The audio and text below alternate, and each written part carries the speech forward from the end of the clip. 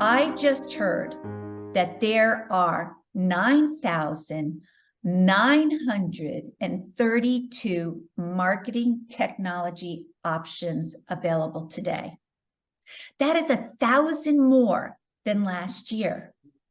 So when we talk about how marketing is changing at warp speed, you can understand why. My guest today is Dan Radu of Macro. He is the president of Macro, and he is going to give us some insights on telling us what marketing channels we can use and how to make sure that we are utilizing them completely. But before we get started, my name is Donna Peterson, and you are listening to the B2B Marketing Excellence Podcast.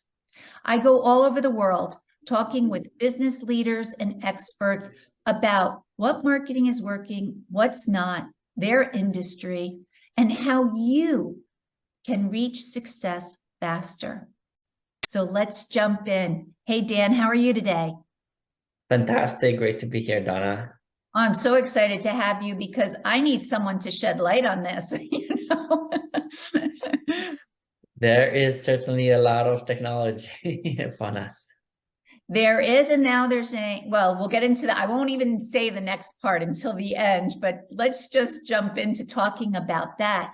With 9,932 marketing technology options available, how can companies find that right balance of using automation to save time, but avoiding becoming overly reliant on technology?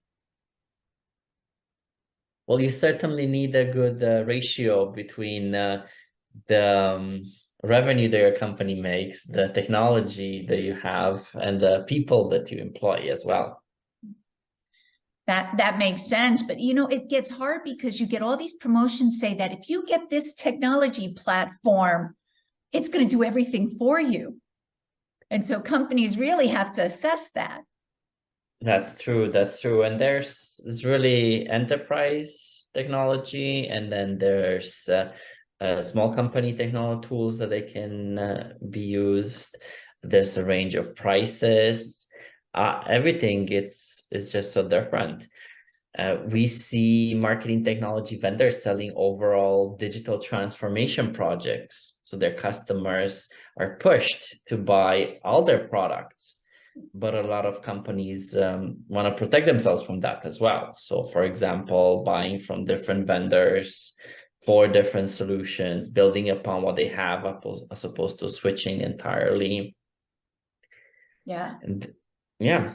That gets hard, of course, when you're going to switch platforms, because we all know about the whole onboarding process, how long it takes to get everything onboarded, to figure out how to use it. And then the thought of switching. It's like moving a house. Yes. So it can be quite lucrative migration projects. Yes, it is. So then my second question for you would be, in what ways can companies measure the return on investment of their martech investments? And what strategies can they use to maximize that value that they get from these tools? Good question. The return on investment is not always easy to measure. So it's hard to bring together all the touch points in marketing and in sales and all the sources of data to relate them and tie them into closed won business. That's always been a challenge for the marketing organization. You can also look at operational metrics and what can be improved, things like efficiency, how lean your organization become. Sometimes I look at time of campaign execution from strategy to delivery, for example. Other operational metrics are throughput.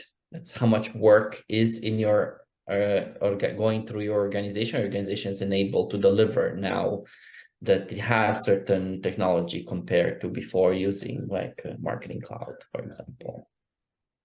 Yeah, that is interesting because you're right. It is hard to do an ROI on it. Just like everything with marketing, I always go into those clients and they're saying, okay, Donna, we did this, this, and this, but this is all the leads we got. And they always equate that to the return on investment. I'm like, well, what about the branding aspect of it? And sometimes they'll tell me, I don't care about the branding, but we all know branding's very important, but it's hard to put a number on it. Yeah, exactly. All those are different touch points, different data that doesn't always goes into the ROI calculation. Marketers can do that slowly a little bit more and more, better than what it was before. Some of this, it was called in the past year, gaining a seat at the revenue table. I like that. Seat at the revenue table, people. So how do we get that seat at the revenue table? You have to prove ROI. You have to buy into the software vendors' dreams and what they tell you. But I'm curious now, this is just off the top of my head. When you're working with some of your clients and you go in, you see the marketing technology that they're using, what percentage do you feel like they're utilizing? Have you ever, I know that's a weird question and it really depends on the client, but I know I have clients who have way too much marketing technology. They think that they needed it in order to do better, to get better leads, to get more sales, but they're not utilizing it. And so sometimes I go into companies and it's almost 50% that they're not using. And I'm wondering if you see the same thing. It's underutilization. Yes, that's certainly a problem. And the question there is, do all the bells and whistles really matter? Or do the bells and whistles really support the strategy or what the business is trying to do? So it might necessarily be a bad thing. It's just which of the bells and whistles are relevant. And also a lot of these companies that have a lot of these tools, they create what's called tech debt. And that's a cost incurred when you don't fix problems and then they affect you in the future. And then you end up spending 90% of the time in daily operations and troubleshooting, as opposed to taking advantage of gains from what the technology enables you to do. Wait, what was that? You called it a tech deck? Tech debt. So similar how you would be in debt, financially in debt, the company can be in tech debt. Oh, okay. Okay. I understand what you're saying. All right. So for example, when you have that, you always have to pay your interest. They never get to pay the whole debt, right? So if you have all these tools, and if you haven't planned a proper rollout, a proper adoption, or you haven't worked with the right partner to really help you get all the value from the technology, then you're stuck into all this constant troubleshooting of what doesn't work. Yeah. And then you're sitting there paying these high fees per month for these platforms that you're not using, but you have manpower, your staff who's trying to utilize parts of it, but it's just too much. It's almost too robust of a platform for you. So you are wasting time and money. Yeah, absolutely. And a lot of this SaaS software vendors, they tie into a 1-year contract, 3 years, 5 years even. So the decision for you to switch is it might not be immediate. You might not be able to do it that fast. You have to make the most of what you have. Yeah. It's funny. I just read a statistic. It was from, you and I were talking about earlier, the IAB show, but they were saying on average, companies have, and I know I'm not going to say the number right, but it was like 262 subscriptions. I know it was over 200, and that just floored me because, again, I know there's a lot of companies out there that are paying subscriptions every month on platforms they don't even use. Yeah. I mean, like, look at the average household subscription to Netflix type of services. Right. It is. Yeah. Well, because you sign up, and then I think sometimes we also forget about it. Or maybe at a company, if you're large enough, someone signed up, but that individual left, and the bill just comes in and you don't have your checks and balances in place. So you just keep paying it. Yeah, yeah, we've all seen that situation. Yes. Yeah. I talked with a gentleman earlier in one of my podcasts, and he says at the beginning of the year, he cancels all his subscriptions and for his company, and then brings them on as he needs them. And that is his check that he's actually using the platforms he's signed up for. Yeah, that's a good that's a good way to do it. Yeah. And of course that, the larger ones you keep track of, but it's sometimes the smaller ones, like maybe it's a Canva subscription or a Grammarly subscription where they're not that expensive. So they're easy kind of to fall under the wire, but you're still paying for them and it adds up year after year.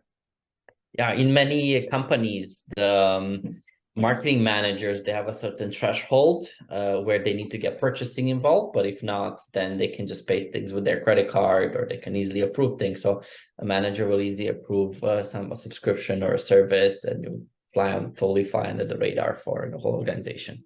Yeah, it's very interesting to be looking at that, about which ones you have, and then are you using the ones that you have in place? For instance, we're on HubSpot. We have been since 2010. But when I have clients coming to me and they'll say, well, what do you use? And I say HubSpot. And I said, but it's not for everyone. You need to figure out what you want out of a marketing platform to figure out which one is the right option for you. Absolutely. I always use the car analogy here. Yeah. So imagine, there's expensive cars, and then there's cars for everyone, and then there's off-road cars and city cars, right? SUVs. Yeah. So imagine an expensive car just sitting in your garage. Yeah. I usually compare the destination, or like what do you need a car for, and where you go as your future state. The engine is the technology. Mm-hmm. The people are the drivers, and then the gas that you put in that car is the content and the data in your marketing. I like that analogy. That's a good one. I like it when people can break things down like that. I seem to be able to understand it a lot better, and I could see how that kind of analogy would be well received with clients. Versus, trying to say, okay, this is your martech, and this is, these are the ones you're using and not. I like that. Yeah. When we consult companies, and the first step in reviewing martech stack is understand what is the solution, what is the vendor a solution for, and is there a executive sponsor for that? Why do they need it? Is there any overlap in functionality among other technical tools in your stack? Is there an administrator? How is that being managed? Is there somebody who actually uses it, not just an executive sponsor who needs it in the organization? And so what type of companies do you work with the most? Mostly B2B global marketing technology teams. So they come to us to be like an extension of their team. And I would imagine that is extremely helpful right now, because as we're going through such an uncertain time, companies always inevitably like to cut their marketing department, which doesn't always work, but it's nice when they can bring someone on board like yourself to help fill those gaps.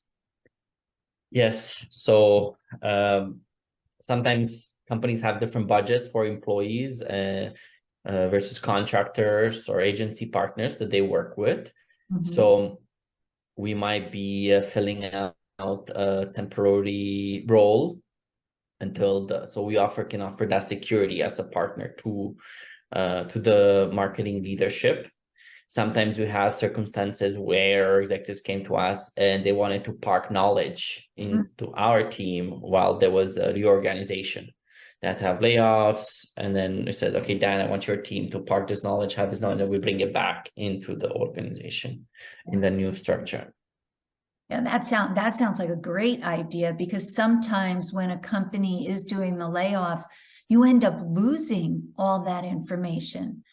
And it's like all that information that you gathered for so many years, to think that's going right out the door with those individuals, where if you can bring in a company like yours, that definitely helps them keep that continuity going so that they business continuity, grow. yes. Yes. So we tie into the business continuity and acceleration of projects, the continuity of the lead flow. Well, that's what you have to have, because those companies, if you want to continue to grow, as we know, and that's where companies, I think, are very short-sighted when they let go marketing departments, is because you constantly have to keep your messaging out there if you want to grow. And some people say, well, no, you know what? People know about us. Well, those days are gone. You can't just assume everyone knows about you. You have to constantly be out there educating and building those relationships so that they get stronger. Absolutely. Continuous management of the relationship is super important. Well, you must see that because you've been in business now for 10 years, correct? Yes. And yeah, it's been quite a journey. So consulting work turning to more work turning to company work, and company work turning to global company work. And we've seen people change jobs and re-engaging with us in their next jobs. Of course, we had to stay top of mind for them and help them be successful. Yeah. In what we deliver. That's wonderful. You know, we've World Innovators has been around for 42 years, and I have to say, referrals has been our biggest source of business. It's those people who've left one company to go to another who brought us in. And that just always makes you feel good. It must make you feel good when you have people who do that, move to another company and they want to come back and do your services because they know you and they trust you. Yeah, absolutely. It's being a partner. Yes. It's what we sell. So a B2B digital marketing partner of reference for our clients. That's the main idea that we want to communicate, that we communicate in our own marketing. Congratulations, 40-something years. It's quite something. It is. You know, it's gone through some, interesting cycles, but hey, we're still here. I once read a statistic, and congratulations to you, because I think they say like 90% of all companies fail within the first 10 years. So for you to make it 10 years, hey, Cross the 10-year mark. Yes, cross the 10-year mark. That's like, it's like when you start running, that first 5 minutes is the hardest and you're like, I've got to quit. But if you keep going, it gets easier. So I think with a business, that first 10 years can be kind of a crazy roller coaster ride. But if you make it past 10, you get a little bit more even keel and it gets easier as you go. Yeah. The first 10, the first million, the first. Yeah, definitely. Yeah. Well, we got a little off topic because I just love learning about other people and their business. But my other question to you is, how can companies kind of get around any common pitfalls that there might be in implementing martech solutions and any errors they might come up with? Well, we see a lot of lack of planning. So marketing leaders don't have a roadmap in place. For example, something that will capture rollout for different solutions in the marketing technology stack. There's no adoption plan as well. Like how would when will different teams be able to start using that? They don't understand internal resources required, what kind of expertise, what type of technical expertise. It could be too much or too little. When an external partner is needed and required, or for example, even when working with a partner, agency partners are not being evaluated correctly to understand who is really the right fit. Yeah, and who's handling what? Yeah, those are pretty common. Then there's always like bad data. You can make data-driven decisions without good data. There's always choosing shiny new technology without understanding how they work, or if there are any limitation, or how well will they play with your existing stack, or how well will they enable your business process. As a business owner, I think that shiny new object is the big culprit, because we all have those days and you're like, oh my gosh, if I could just get a tool that can help me do this. And we get those promotions in sometimes for companies where they're offering us everything. They are the magic solution. They're like the magic bullet. And you're like, I've just got to sign up. But like you said, you haven't done all the back end planning, but you're like, I need it and I need it now. So I think that shiny object is one where people have to kind of sit back and get grounded before they make purchasing decisions. Yeah. And you know what I find ironic also? What? There's a lot of marketers who market technology themselves and are not able to deconstruct the fluff in the messages of the vendors that they work with. Well, it's because I think the messaging, we just think everything they say is truthful and it's going to work. And sometimes I think we put our own thoughts in between the lines. They'll say it can do this, this, and this. And I'll think, oh, but I bet you they could also do this task for me and this task. And it's not that I asked, I'm just assuming. And we all know what happens when we assume, but that's what happens. And then, like you said, companies buy into it. And then if you go through the whole onboarding process, and that's where what you just brought up, that's another big point. You go through the whole onboarding process, but what if you onboarded all this bad data? Yeah. What's the point of that now? Yeah, you don't need another. You don't need a shiny bucket just to keep bad data in, right? That's right. So it's, yeah. Yeah. It's funny how you mentioned that people, it's a fallacy, right? People make decisions emotionally and then they just try to justify them rationally backwards. Yeah. Oh, I'm guilty of it too. I have to tell you, over the years, I have done it. I've seen that shiny object. I have signed up and sometimes it's worked and quite a few times it hasn't. And I just, teach as a learning experience. But you're right. It all comes down to everything we do has to be planned out. And of course, in marketing, it has to work that way. You've got to plan out a strategy. But before you start planning out a strategy, you've got to make sure you're starting with the right baseline, which is good quality data. Yeah. You don't have good quality data, then you don't really have a good idea of who your target audience is. So now what are you doing? You don't know. Yeah. You want to avoid the halo effect. Yes, you do. You want to forget that. And now you want to get very into segments, sort of like you say you work a lot with technology companies. Well, that's a specialty for you, which now makes you more attractive to technology companies because you have that knowledge and experience that's going to help them succeed faster. Yes, accelerate. So we accelerate the knowledge, the adoption, speed up the processes. Yeah, because if they went with just a general marketing agency, they wouldn't be able to accelerate as fast.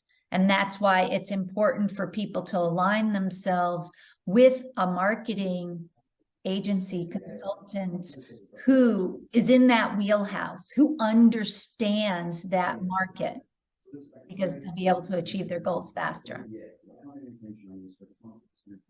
Yeah. All right. So then my last question, because I don't want to keep you too long. I know you have a very busy schedule today.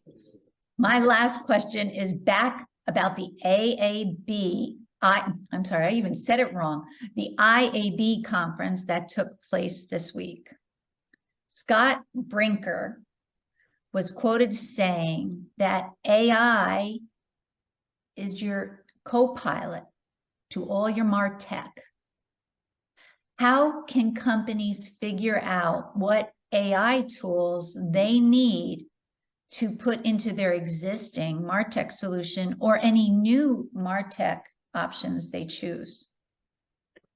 Yeah, I've heard that. There's no one AI. It's still different vendors of AI that tackle different problems. So it's the similar methodology of evaluating any other tool or technology, right?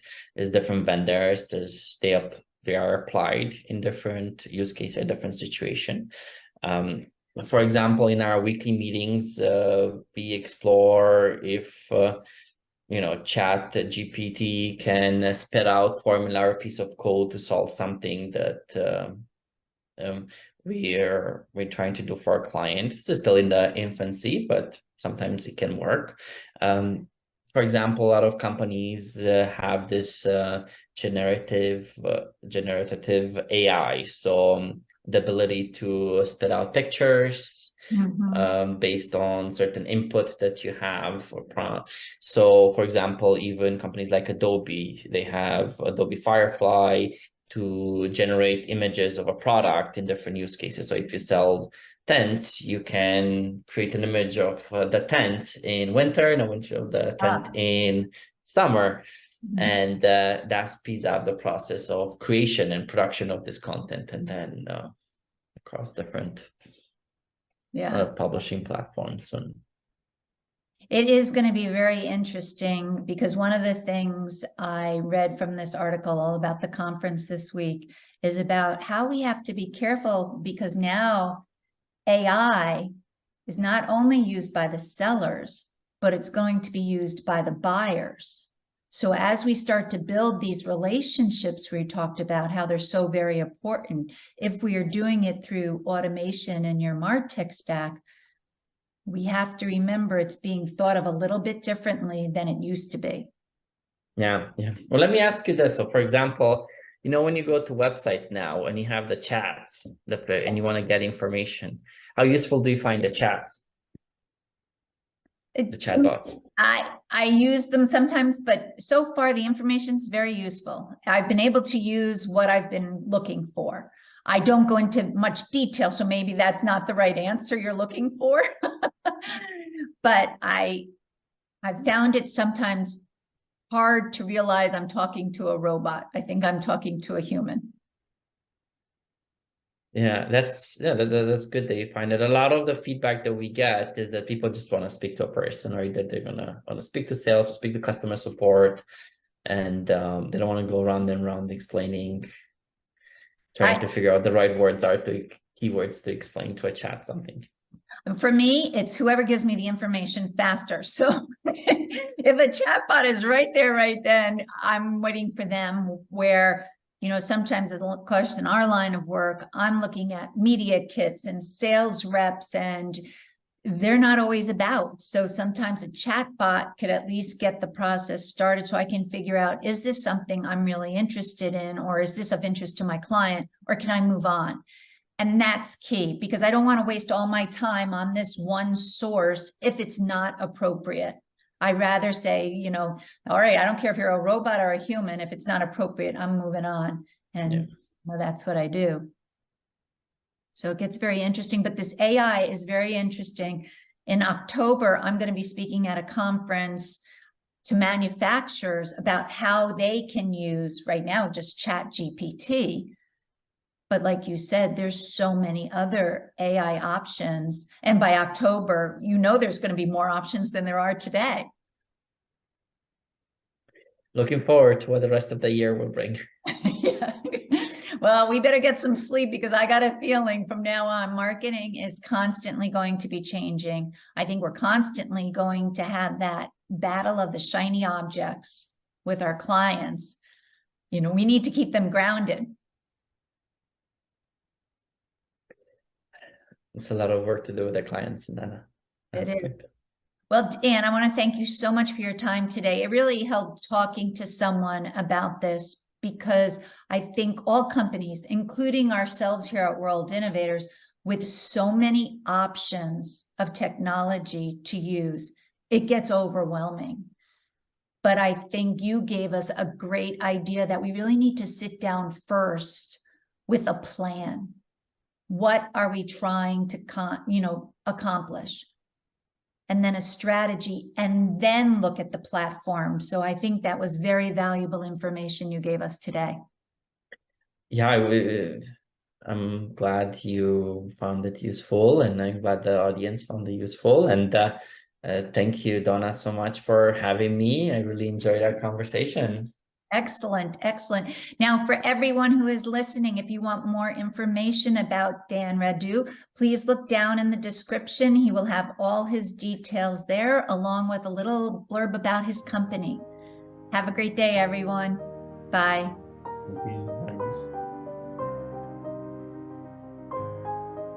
Thank you for listening to the B2B Marketing Excellence Podcast. Please hit the subscribe button below so you don't miss our next episode. And in the meantime, if you'd like to talk to me, please feel free to send me an email to dpeterson@worldinnovators.com. Till next time, have a great day.